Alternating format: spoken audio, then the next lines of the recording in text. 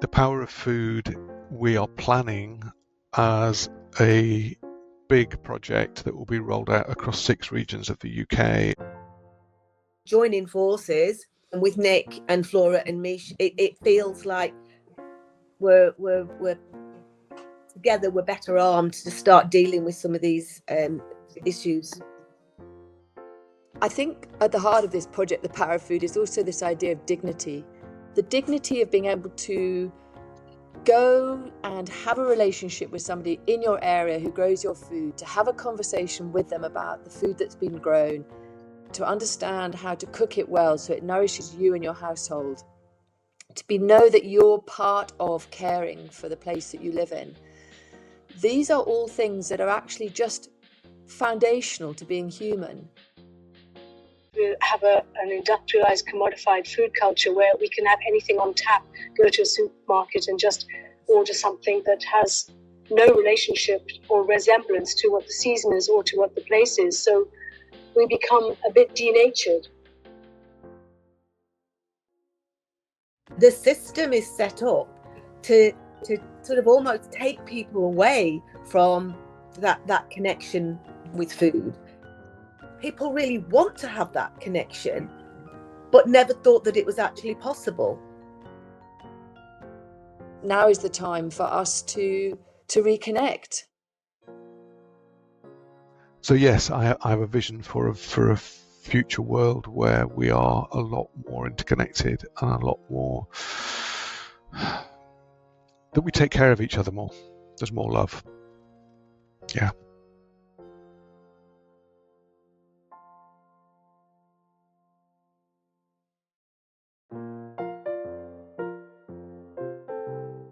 Welcome to another episode of We Are Carbon.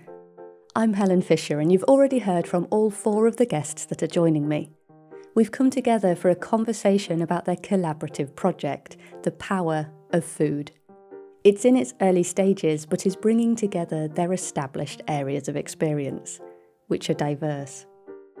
Between them, they can draw on knowledge and resources as varied as the digital platform of the Open Food Network, to the community work of the Larder in Lancashire, and the socially engaged artistic practice of Living Justice. It's a wonderful mix of voices that really highlights to me the readiness that is all around us in the world to step up and do things differently, working together to change the systems that we're all connected to. I'm going to let each of the guests introduce themselves, and in the description you'll find further info to their individual work, along with their collaborative project.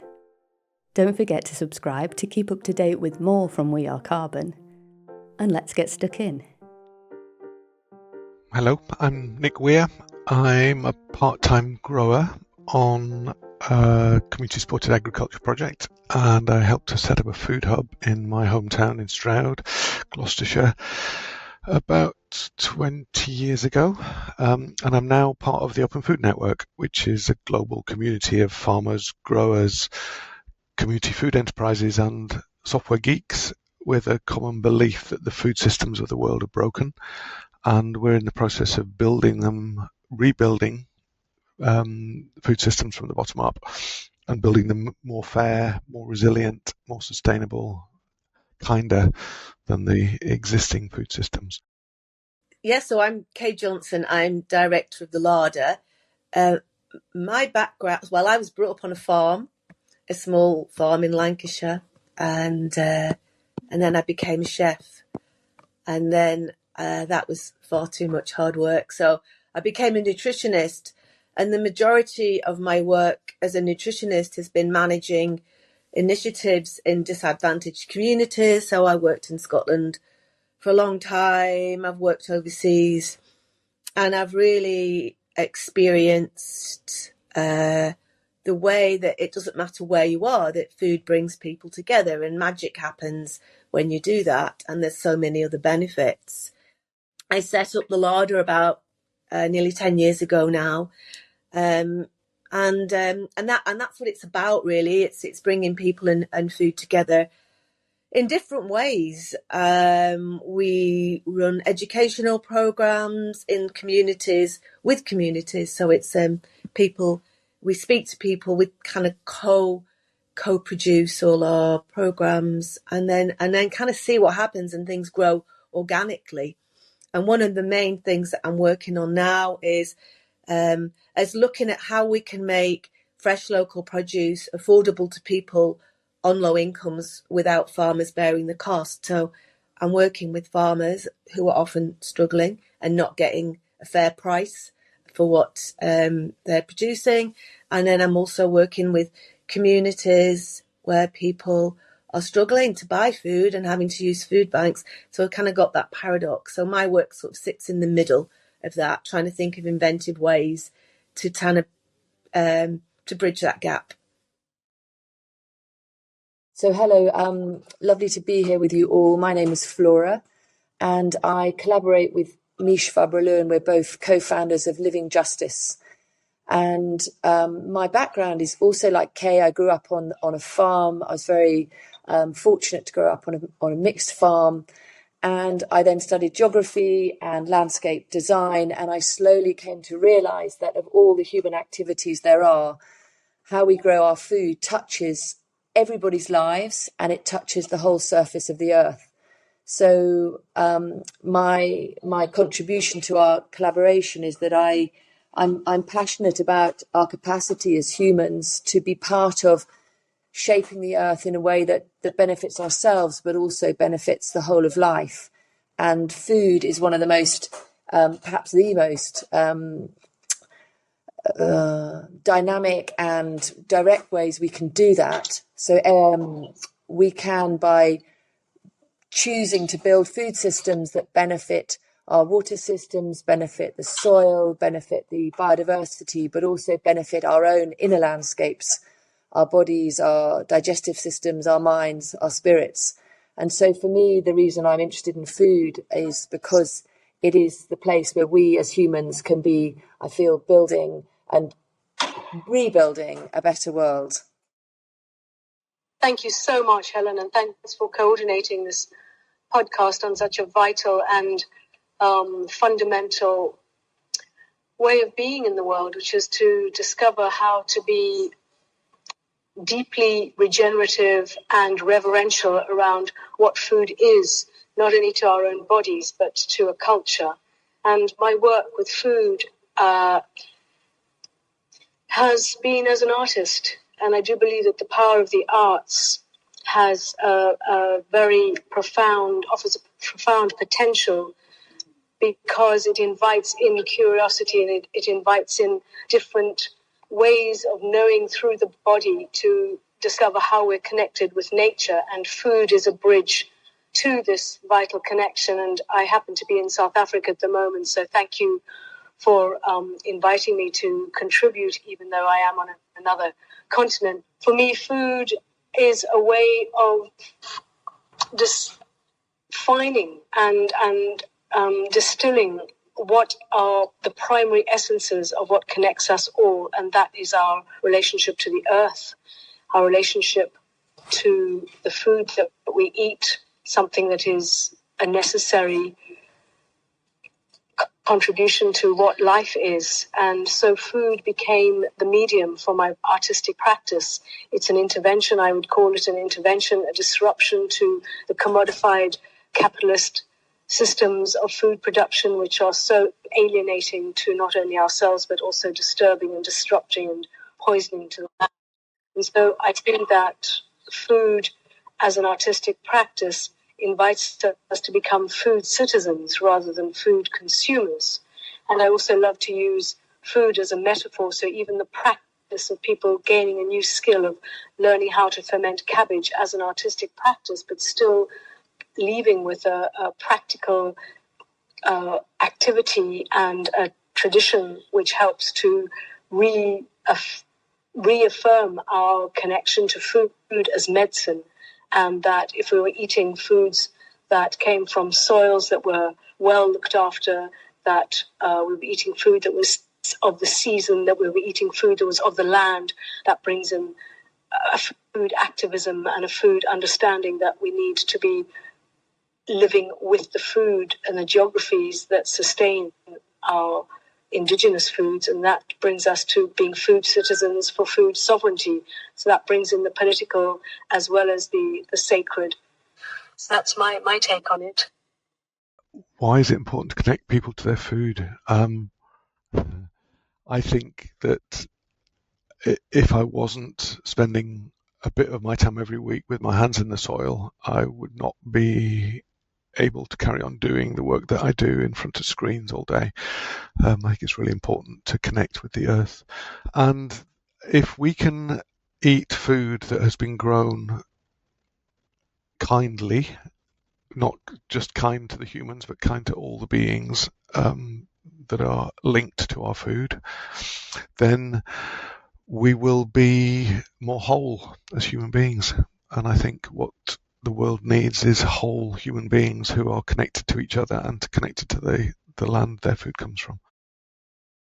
So we're all here together, and the reason that we've come on this call from different parts of the country, different parts of the globe, is because all of you are at the early stage of bringing together a project about the power of food and the way that you could explore connecting people through food, connecting and with community and all of those extraordinary things we've just heard from all four of you, and quite a diverse range of inspirations, but the feeling of meaningfulness of that really enlivened life, that vitality coming from real connection to food.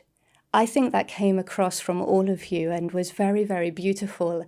And what I'd like to have a look at, you haven't lightly called the project The Power of Food. Power is a very strong word, and I think that you've chose that very deliberately. And before we talk about food anymore, I would like to first consider the power of collaboration, because there is a reason that you have come together from different backgrounds, different places, different focuses to talk about food and bring this project forward. So what is it that has made you think, yes, let's at this time work together? Let's explore how we can come together and unite and bring our energies together. And what in particular do you value about this collaboration that you're building? The word that springs to mind is a word I use a lot these days, which is mycelium. This idea of a connection between beings that is mutually beneficial, and these beings can feed each other and pass information and pass nutrients and so on, and that it's mainly invisible. It's the biggest part of the mushroom process, but it's the bit that we don't see. And I think what is happening around the power of food is that there are hundreds of thousands of people across the UK who are aware of the connective power of food. And I think I'm one of them, but until I started working with Kay and Flora, it wasn't really a conscious sense of that power. I knew that for the last 25 years I've had to give every Friday morning up to working on my allotment, because if I don't turn up and work on that piece of land, then I don't feel whole.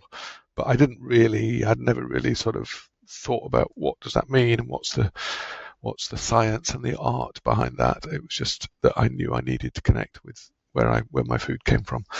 And I think what is starting to happen around the power of food is that as I'm working with these three amazing women, I'm learning to make that more conscious, that connection with food. And as I do that, I am becoming more of myself. And the project is so much more than the sum of the parts. This is something Kay said the other day when we were talking, that the whole of the power for food is so much greater than the sum of the parts. So at the moment, it's only a relatively small number of people.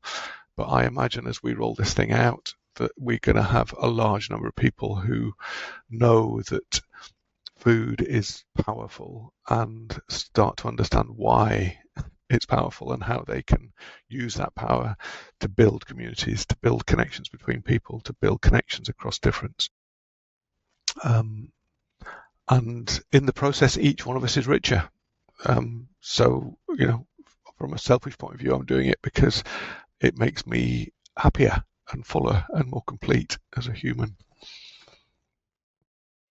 So yeah, I feel like I've been banging my head against a brick wall for a lot of the time over the last few years, and increasingly so. Things are getting much harder. There's less money around for people, and there's less money for the public. And farmers are also struggling for various reasons, and it's also really difficult when you're running a project to get funding. So I feel like I've been banging my head against the brick wall for a very long time. And there's been many times when I've just felt like I'm just going to give this up. Why am I wasting my time doing this? I'm not getting anywhere. And actually, Nick and we've been, I don't know how many years, several years, we've been so we need to work together. We need, there's been opportunities that have never really kind of worked out because of lack of funding or COVID or things have got in the way from that happening. And then I don't know, out of the blue, you kind of came up with this idea, Nick, and introduced me to Flora and Mish, and it kind of just works. It sort of feels a little bit like this is what I've been waiting for. This is what I've been needing. I do. I've got a team that I work with, working in Lancashire, and I try and connect very much with what's going on in the rest of the country. But a lot of the time, I am working in isolation, and it's a lonely place, and it is, as I say, it's been pretty tough. So this collaboration to me just makes sense, and it's come at exactly the right time, and it really feels in many ways that it's the right time, and it's not just the right time for me personally, for my project, and for the people that I work with. I think for kind of on a national level, it's the time. People are talking about this, and I think we're at the forefront of something really quite exciting. Thank you. When listening to Nick speaking about the mycelium, there's this huge feeling of imitating or sort of leaning into the way that nature works and realizing and bringing that through. And when we think of that, ecosystems requiring diversity to create strength, do you feel that within this project that the diversity and the differences between the skills that you bring is adding to it more than it is making it complex? There's lots of things that I hadn't thought about that after meeting Flora and Mish, I feel like it kind of makes sense because they're bringing that side of things in that I hadn't really considered. So I'm kind of thinking much wider now, and yes, so it does kind of make sense to. I think we are all bringing I think quite amazing qualities together that all fit very beautifully. And can I just sort of add another sort of layer to that I agree with what Kay just said. And as we roll this thing out and as we bring in more and more people with different stories, different understandings of the power of food, that can only make us all richer. I'm very aware that in a lot of British society, we are quite disconnected from our stories of food. We buy plastic wrapped cucumbers from supermarkets that we have no idea where it comes from or how it was grown. Whereas there are still cultures within the UK and in other parts of the world where they have a very immediate and real connection with how their food is grown, how it's harvested, how it's prepared, how it's cooked. And if we can bring that into the mycelium, if we can tap into those stories, that can only make us all richer, definitely. Helen, I really love your question about collaboration, and I think this project really is a beautiful example of how the whole is certainly greater than the sum of the parts. And on this journey between Nick, Kay, Mish, and myself, we've really recognised how powerful this project is because of our different experiences and perspectives, and also because of our common passions and valuing of food. I think that in this, from my perspective, I feel that Nick and his dedication to the Open Food Network, they bring this extraordinary social infrastructure across the country of people who are so committed to working in their particular context to create a really viable alternative to the monopoly of supermarkets and the mass production and commodification of food. That living network of the OFN is so valuable. It's such a valuable learning community. And so being able to connect with that has been really powerful for us. In talking with Kay, learning more about her journey and the depth of her commitment to working really intimately with her community and her embracing all the different parts of the food cycle. So working with the farming community, working on a learning sphere, working with people who are looking to understand nutrition, her really deep hands-on, intimate understanding of how what's going on for people in their everyday lives, and how the strength of communities to actually solve their problems together has been really inspiring.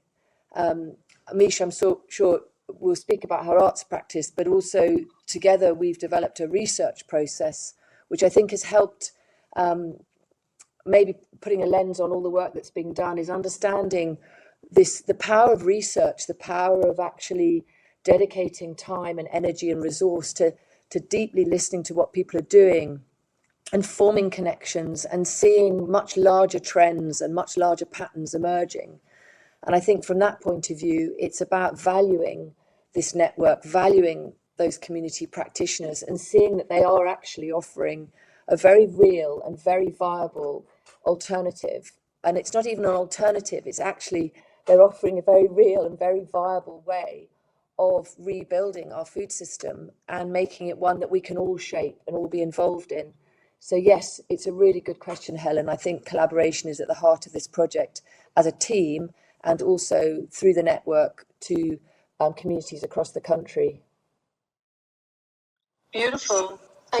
Thank you, Flora. Can I keep streaming with your contribution, if that's okay, Helen?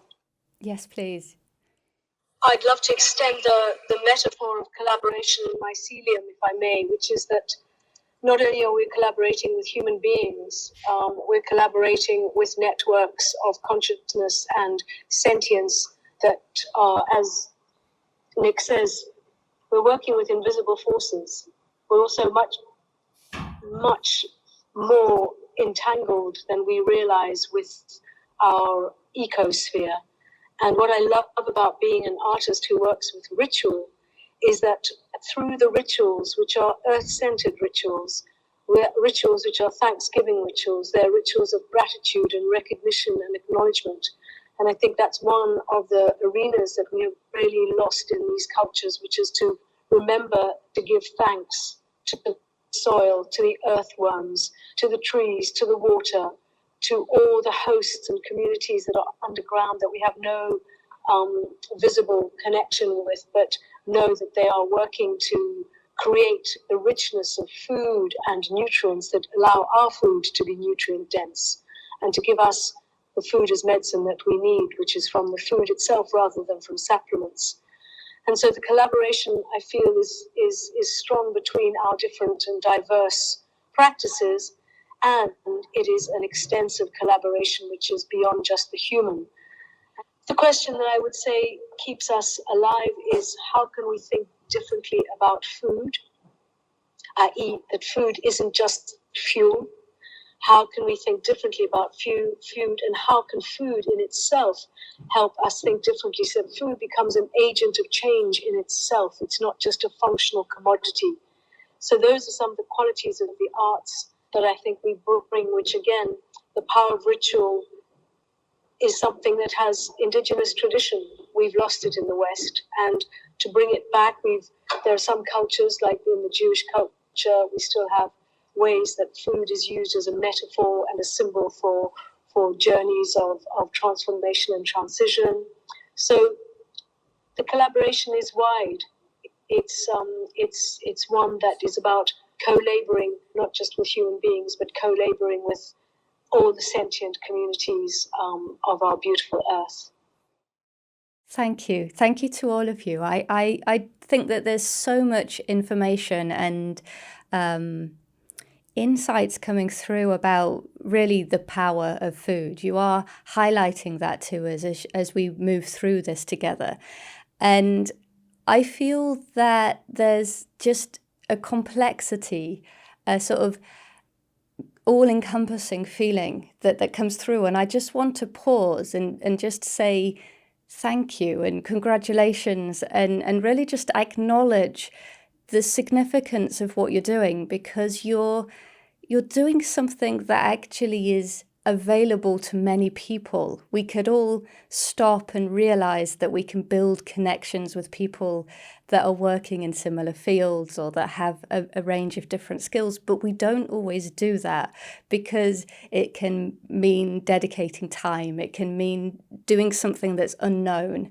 And it's also, I think you've got to be quite brave. You've got to be quite committed, and you've got to be able to explore that path together in a way that is less predictable than simply going out and doing your own project. So I want to sort of acknowledge that really quite deeply, because I think it's a power that, as you've all said, this collaboration, it then, you taking those steps to set up the stage, invites so many more people in and can offer building up something that can spread like that mycelium. And so, yes, I think that question of the power of collaboration is well answered there. To move us onto the topic of food and explore the connection to food a little more, I feel that we could talk for days between us. There's so much here that there's so much wisdom, I think, that you've all got between you. But to keep it a little simpler, I'd like to divide it into two ways. And on the one hand, I think there's this idea of the need to connect to where our food comes from, and the soil and the supply chains and what journey and what actually are the steps that have been involved in producing that food. And then on the other hand, there is what I think has come through very beautifully from all of you, the idea that food is this important vessel to connect us to ourselves or to other people, to our communities and to nature. And I think they're two underlining themes that would be lovely to explore. So with the first one, I'd like to go to you, Nick, and ask if you could just touch on the journey of the Open Food Network, and in particular the ambition that it's trying to achieve in that regard of connecting people with where their food comes from. Thank you. Yes, and I really appreciate your invitation to pause there and to just appreciate the power of this thing. And yes, okay, Open Food Network. So about 13 years ago, two women were working for the Australian government in food policy, and they were getting increasingly disturbed by the state of world food systems, and they decided that they would build an open source software system that would enable people who were producing food to distribute that food, to sell that food, or give that food to people who were local to them, who needed to eat it. So direct connection between the producers and the eaters. They needed it to be open source because our common belief is that the reason the mainstream food systems of the world are broken is due to issues of ownership and control. One example is about 12 major supermarket corporations controlling the flow of food from producer to eater. Around about 90% of that food is controlled by 12 corporations. And us needing to have a new system that was in public ownership and public control, where the people who were using the platform decided on how it should be developed and how it should be priced and who should use it and how they use it and so on. That platform has grown and grown and grown and is now in 21 countries. In the UK, we have several thousand farmers and growers who are using the platform, and a couple of hundred outlets, which in some cases are farms selling direct from the farm to the people who are eating their food. In some cases, they're what we call food hubs that bring together multiple producers on a single online shop front, so mimicking what a supermarket can provide. In some cases, they're food banks and food and community larders distributing surplus and free food and low price food. In some cases, they're buying groups and food co-ops buying from wholesalers and distributing bulk produce at wholesale prices to local people. But what we have established is a mycelium. It's a web that has thousands of producers and hundreds of shops and tens of thousands of shoppers and eaters and buyers, all sharing information about where is the food, how is it grown, what's the price, how much of that price is going to the producer and how much is being taken by the hub.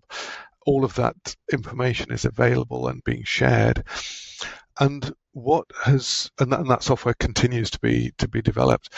But what has evolved on top of that is, for me, much more important than the software. It's this network. It's this connection of people who are using this platform to build local food systems. So what Kay is doing in Lancashire, what Flora and Misha are doing in Norfolk and Suffolk, what Tamar Valley Food Hubs are doing in the Plymouth area, building food systems that are adapted to the local environment. They are tuned in to who are the producers, what the producers need, who are the eaters. Are there any schools and hospitals in that area that also want to buy local food? How are we going to link in with them? And these amazing communities of people then build a local food system using the Open Food Network as tools. And that local food system then feeds their local community, but it also feeds the mycelium. So the work that Kay's doing and the work that Kay's going to be bringing into the Power of Food is going to inform and educate and inspire people in other parts of the country to take from the larder story the bits that are relevant, to take from the Norfolk and Suffolk story what's relevant, to take from the Tamar story what's relevant, and to draw the nutrients into their new project and to build a local food system in that area that meets the needs of those local people. And then in return starts to feed back into the mycelium. We tried this, it didn't work. We tried this, it did work. And sharing that information. So I'm not sure if I answered your question. I got a bit carried away there, but yes, it is deeply important to the Open Food Network that we connect the people who grow the food with the people who eat it as directly as possible. I'm going to step us out of the conversation quickly. I was later given the opportunity to speak with Serenity Hill, one of the founders of the Open Food Network, who, as Nick mentioned there, began this journey over 13 years ago over in Australia due to concerns within the state of the food system. I asked her what she thought of the developing collaboration around the power of food, and I thought it would be a great addition to share some of her voice here before we continue. So this is Serenity Hill coming in now. I'll add a link in the description if you'd like to hear the full conversation that we had together. The first thing I would say is part of the deeper issue with the system more broadly is the fundamental approach of quantification and everything being numbers and being valued by numbers. What we want to create is true value and human connectedness and deeper values. And we need to create physical spaces and opportunities for that authentic relations and coming together as community. And food forever in humanity has always been a way that we do that and a way that people can just come together and be human together, which is rarer than, you know, we would like to think, because everyone's so busy and we're in a world where attention has been kind of stolen from us. No one's got time, no one's got attention. Everything's on a surface level. I would also say on a kind of physiological level, food that's been produced agroecologically with the help of microbes and huge living organism that is our soil and the plants and the animals in a system. We are ecosystems that are built on the ecosystems that we're supporting through the food system. So it's not just about a nice idea. It's about what is healthy and needed for our bodies, and our communities. I'd like to come to you, Kay, and ask why you feel, particularly as a nutritionist, somebody that is looking at the role of food as nourishment, why is that locally produced food, that kind of shorter supply chain, how can that be of a benefit to people? Why should that be an important connection that we seek? Interesting question. Well, I think there's a couple of ways to answer that, and one is I think the main point here, it's about people's relationship with food. And I think if they've got a relationship with local food, with seeing food, being able to be in closer contact with real food, they're more likely to eat it. It's more familiar. There's a situation that I'm working in a place called Skelmersdale at the moment, and I've been running lots of cooking classes, and it's surrounded by farmland, absolutely amazing farmland, all, you know, diverse farms all the way around it. And in the town itself, there isn't anywhere for people to buy local produce. So we're talking to locals now and trying to set something up where they can. So it will be a kind of food co-op with an open food network element to it. And through those conversations with people that we're currently having at the moment, it's like there's a real people really want to have that connection, but never thought that it was actually possible. And so when you start sort of scratching the surface, there's more and more benefits to this. So it's just I'm learning a lot by doing this simple piece of work. So we're just making that relationship between people, quite often in disadvantaged communities, with the farmers. There's so much more. It's not just about the nutrition aspect. There's so many more benefits to that. And I think from a nutrition point of view, they're more likely to eat food which they have that familiarity with. So we can as I said earlier, it's about bridging that gap.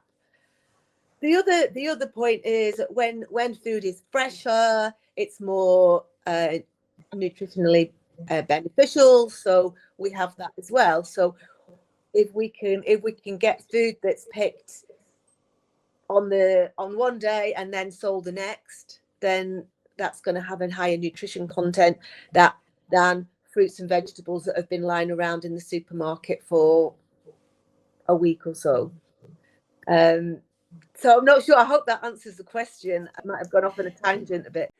No, it's perfect. I love it when there's sort of other themes coming through, and I really get this sort of picture from what you're talking about of the absence of understanding where food comes from actually prevents us from making the decisions that might be healthy for us. And we have such a display of all of the packaging on the supermarket shelves, of all the vibrant colours and even characters on the boxes for the children to think, wow, yeah, that's the cereal that I want to eat.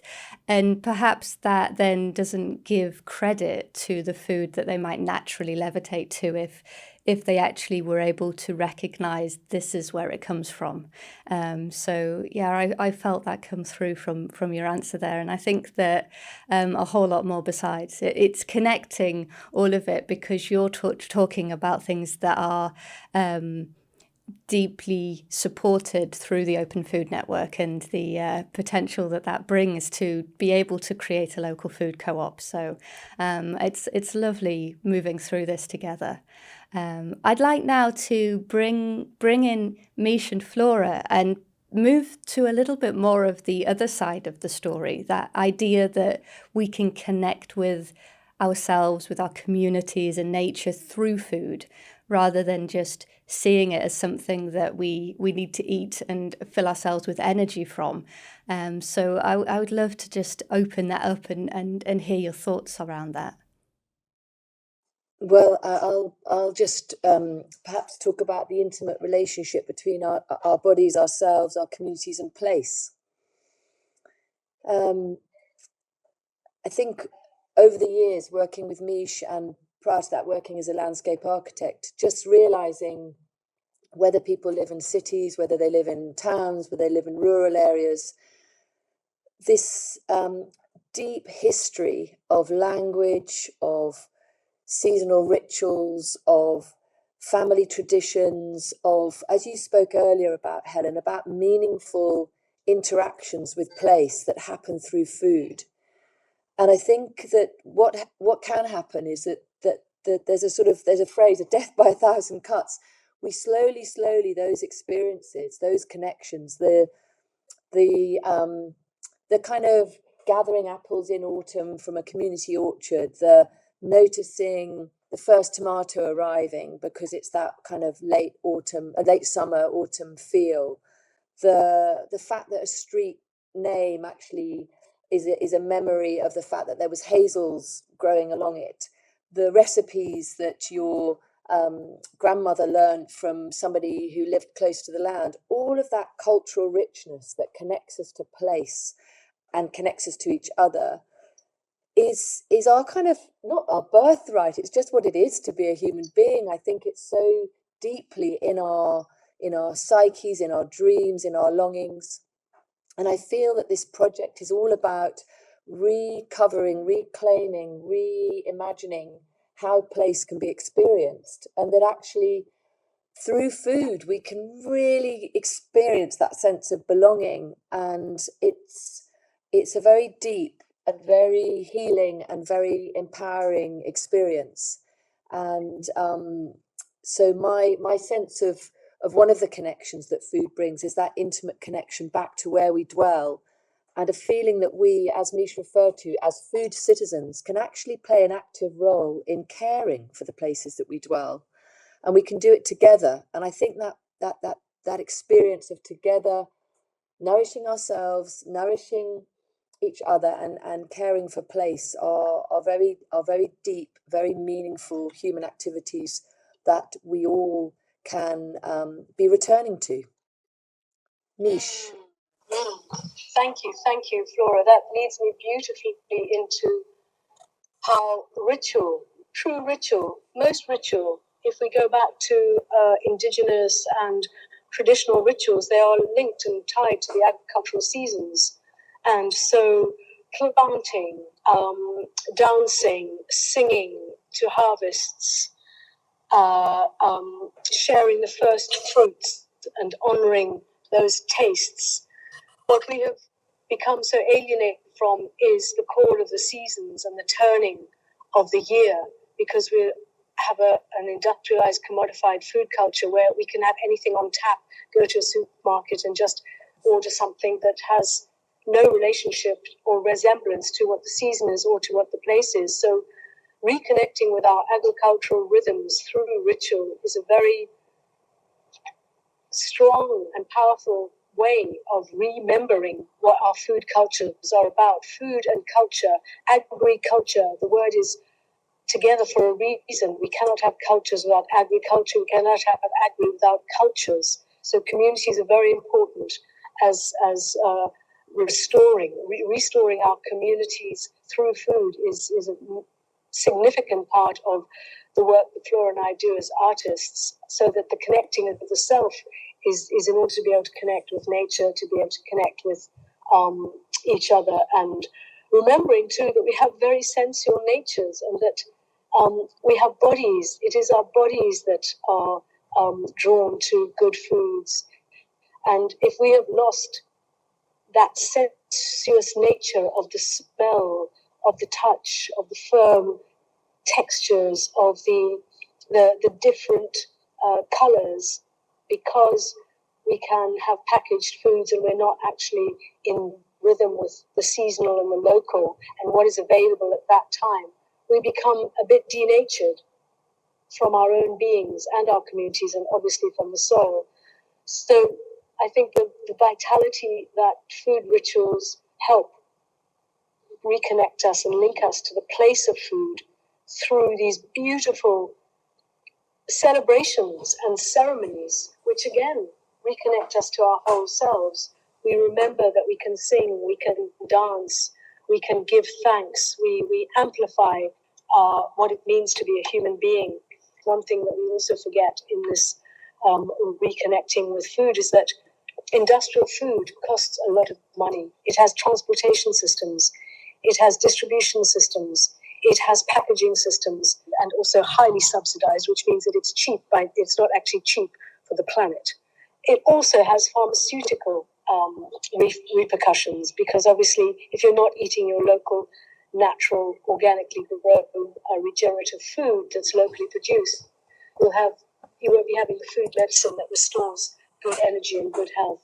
So I think that we are reconnecting agri and culture through becoming artists who remember what it is to be a human being and what food is to a culture. That's really, really very beautiful. And I so appreciate having these different points of view in this one discussion, because it adds so much together. And through that conversation you just brought to us there about the seasons and culture, when we realize that so much of our time can be spent busy, working through the routine, feeling disconnected from ourselves, let alone everybody around us. And therefore food becomes a quick grab, a quick snack, a quick whatever is convenient. And we miss those opportunities to get the depth of the experience, and to consider food as a ritual is a very far detached way to what many people experience with food, sort of grabbing it, filling it, moving on. And I think bringing the seasons into that, it actually adds something to the wealth of the world around us that we have available to us, but often let us pass it by. It passes us by that the seasons has changed, and there's a magic to that. There's a beauty to that. There's an art all around us in every day that's transforming. And that whole idea of connecting to nature, connecting to food, it is available to everybody. It is free. And I think if we consider something as simple as growing some herbs on a windowsill, some basil, there's a magic to adding those flavors and smells and all of the different experience of one simple ingredient to a meal that is very low cost, that is very easy and accessible. And so I think all of this combined is a really big, very powerful picture. And it does, to me, it really speaks volumes of the power of food. And to see you all here together and all of your voices combined and all of your experiences combined, I can absolutely see the vision that you're working towards. I recognise that this is something that you're at the early stages of, and I think it'd be interesting to just hear if there's anything, any of you, and feel free to chip in as it suits, but that you'd like to say to people now that's relevant, whether it's for your work or something you're interested in highlighting for people. How can they get involved and make a difference to themselves today? One of the things that I'm really aware of across the food hubs in the Open Food Network is that a lot of people on low incomes and short of time will end up buying ultra processed foods because it's quick and easy and fills people up. And that I know Kay's done some amazing work on cooking from raw ingredients, and that yes, in some cases people don't have access to a kitchen, but if they do have a kitchen and they have basic cooking tools, then it does reduce the cost of meals significantly to work from raw ingredients. And if they're the right raw ingredients, the nutritional value is significantly higher. Yeah, it's an interesting one. It's so incredibly complicated and so many factors come into play. So it's not just a case of saying to people it's cheaper to buy raw ingredients and cook from scratch.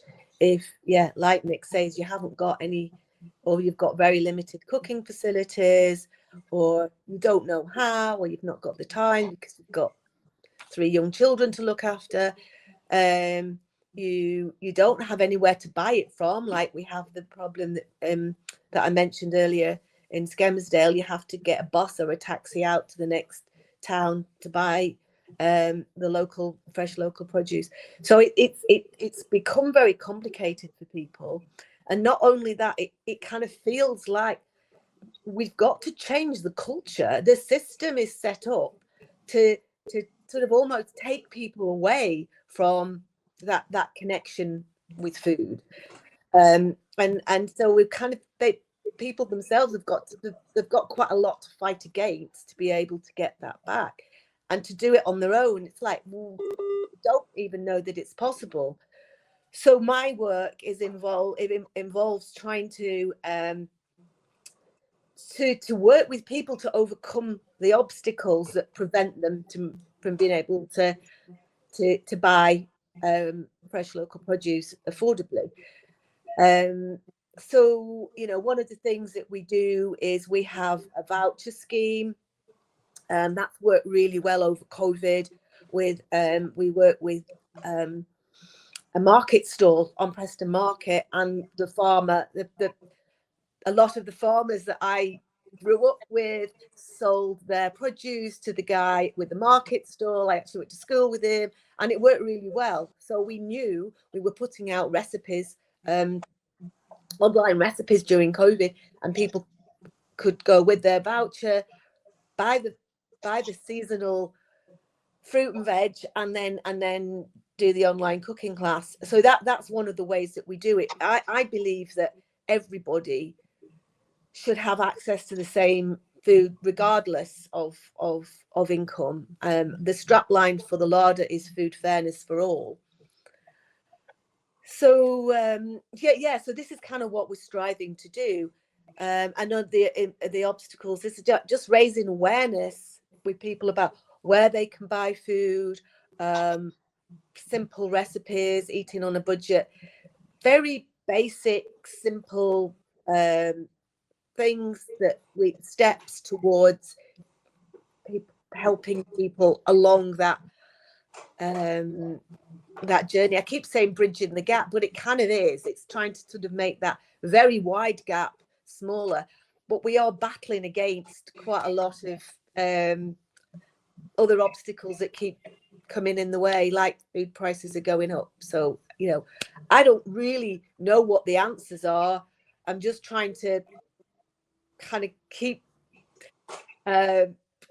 the kind of momentum going and seeing what, and then now joining forces with Nick and Flora and Mish, it feels like we're together, we're better armed to start dealing with some of these issues.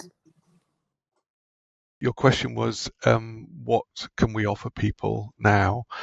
And the power of food, we are planning as a big project that will be rolled out across 6 regions of the UK, and then providing lots of learning materials, podcasts, videos of events where people are coming together and sharing food, some really detailed action packs in terms of how to run these kinds of events in your local communities.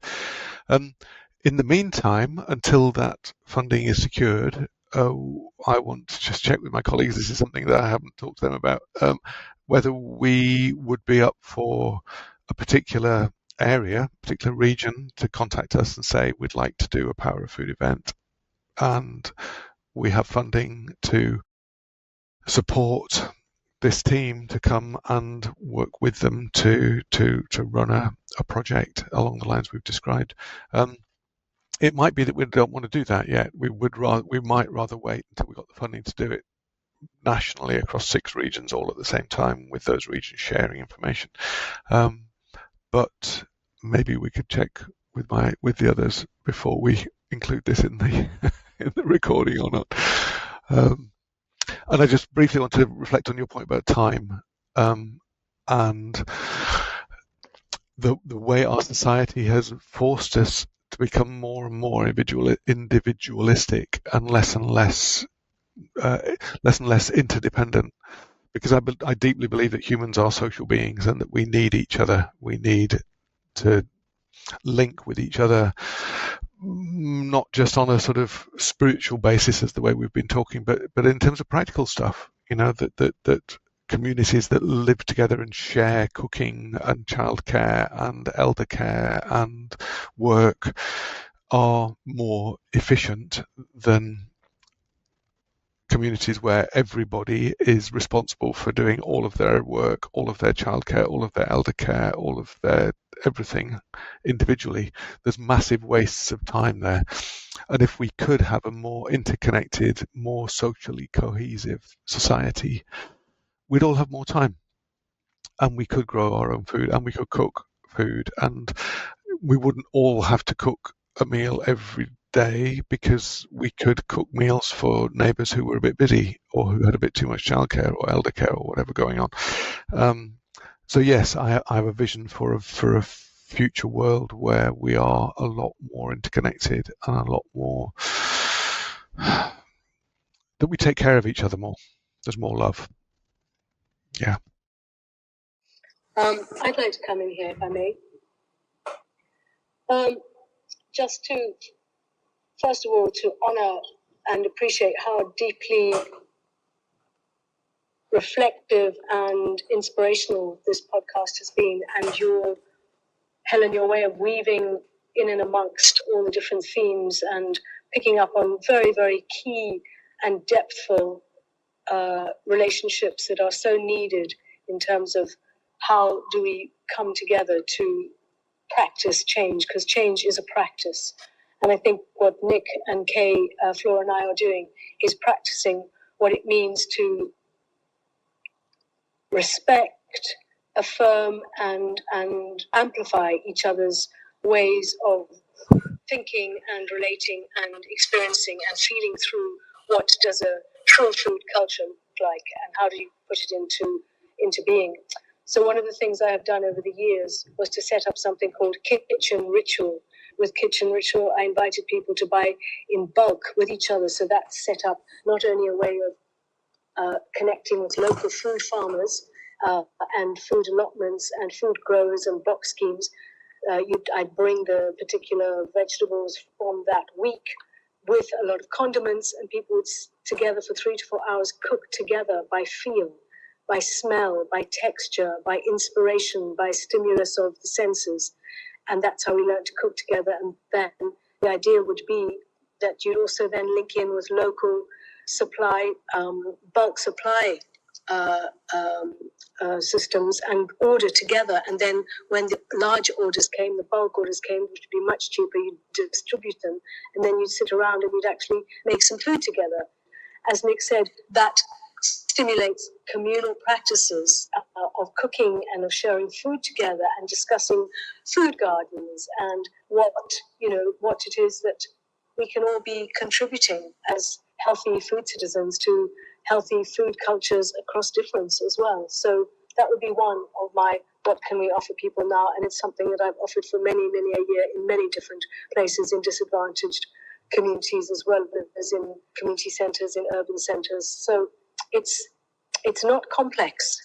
It's made complicated, but actually simplicity is the other end of complexity, and we can find different approaches to a food system which really tries to keep us alienated from each other and from the earth. So thank you for that. Over to you, Flora. Thank you, Mish. As I was listening to you, it's always a joy to listen to you. The word dignity came through. I think at the heart of this project, The Power of Food, is also this idea of dignity. Every single human being is a dignified being with immense capacity to create, co-create, to know what they need. And we've just come to a point in history where I think I was really touched by what Kay said. We just don't, the people are not afforded the environment in which they can actually activate that inner knowing of what their family needs, what they need for their own body, what they need for their own health. And I think this project is about restoring this understanding that we as human beings are dignified, and that food is a way to honor our humanity, and that the sacred is very practical. We've been told that the sacred and the practical are very different things, but actually the dignity of being able to go and have a relationship with somebody in your area who grows your food, to have a conversation with them about the food that's been grown, to be able to have a dignified conversation about the value of the food, to understand how to cook it well so it nourishes you and your household, to know that you're part of caring for the place that you live in. These are all things that are actually just foundational to being human. And yet we've been told that these things are not economic, or are not viable, or are not possible. And I think the reality is that they are, and that across the country there are tens of thousands of people already enacting and creating and building and putting energy into this other picture of a dignified, an enlivened, an enriched life. And it's from all walks of life. This isn't an elite adventure. This is people working in community, in urban areas, in marginal communities, as well as other places. And I think this project is about really refocusing our attention on where is their energy, where is their passion, where is their resource. And actually it's in amongst us all. And now is the time for us to reconnect and recover our dignity and recover our innate sense of what the right thing to do is, which we all know. So I think there's an incredible latent power in all of us to reconnect, recover, restore, and as Mish says, to sense our way forward. That's wonderful. That's absolutely so well said from all of you there. And as I've mentioned already, just the wonderful aspect of bringing you all here together and hearing these different viewpoints. I so appreciate you taking the time and finding that we can have this call between all of us, because it makes a difference to hear those voices side by side. And what does come through is the power of food. I think that it comes through very clearly. And I would love to, share bits and pieces with the audience now. Within the description, there'll be links so that we can make sure they can go and learn more from you all. And keep in touch and learn how you're getting on, because I think what you're doing is very significant and important. And I wish you all the best of luck. Thank you. Thank you, Helen. Thank you, Helen. Thanks, Helen. Yeah. May I just say to Nick's response, I think we should never wait. If people are hungry, let's keep going forward. Yeah. Are you all right with that as well, Kay? that we offer this now. Yes, let's Correct. do it. So you heard it here first. An agreement to get right on and move forward with the power of food. If you are serious about taking action to connect and enrich the local food system around you, I'm sure the team here would love to hear from you. I'll put details in the description so you can learn more about this wonderful opportunity to collaborate with them. And thank you for listening to this episode of We Are Carbon. Don't forget to subscribe to keep up to date. And let's keep figuring this all out together.